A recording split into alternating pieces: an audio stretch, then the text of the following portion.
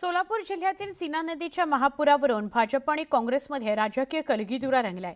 काँग्रेस खासदार प्रणिती शिंदे यांनी ही नैसर्गिक नसून शासनाने केलेली अतिवृष्टी आहे, याला शासन जबाबदार आहे अशी टीका केली आहे। या टीकेला मुख्यमंत्री देवेंद्र फडणवीस यांनी प्रत्युत्तर दिलं।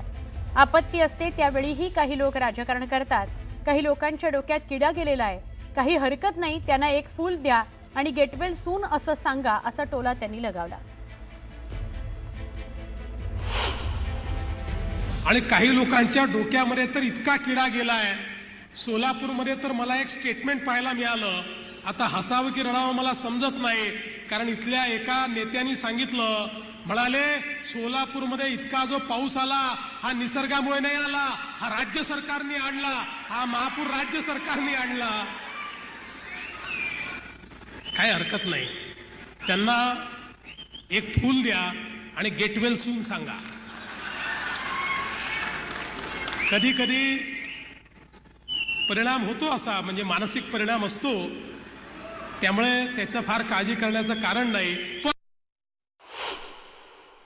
कर्जमाफी होऊन जाते, फी माफी होऊन जाते, लाईट बिल माफ होऊन जाते आणि तीच परिस्थिती आता ह्या शेतकऱ्यावर आली आहे। खास करून सोलापूर मराठवाडा भागात तुम्ही बघा, एक तर जेव्हा उन्हाळ्यात पाण्याची पाळी मागितली जाते तेव्हा देत नाही, आणि आता जेव्हा एवढं सगळं आहे तेव्हा तुम्ही, हे नैसर्गिक नाही आहे, हे शासनाने केलेली ही अतिवृष्टी आहे आणि शासन जबाबदार आहे।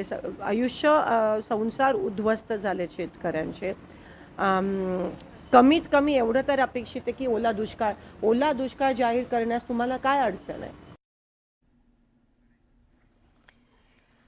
तर ओला दुष्काळ जाहीर करा अशी मागणी केली जाते।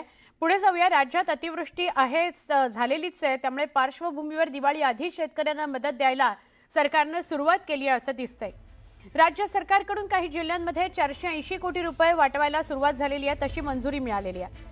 अमरावती विभागातील अकोला, बुलढाणा, वाशिम आणि संभाजीनगर विभागातील जालना, हिंगोली या जिल्ह्यांमध्ये अतिवृष्टी आणि पूर यामुळे शेती पिकाचं प्रचंड नुकसान झालंय, त्या शेतकऱ्यांना मदत मंजूर झाली आहे। ऑगस्ट आणि सप्टेंबर मधल्या अतिवृष्टीच्या पार्श्वभूमीवर शेतकऱ्यांना ही तातडीची मदत जाहीर झाली आहे। येत्या काळात आणखी काही जिल्ह्यातील मदतीसंदर्भात शासन निर्णय जाहीर करेल असं समजतंय।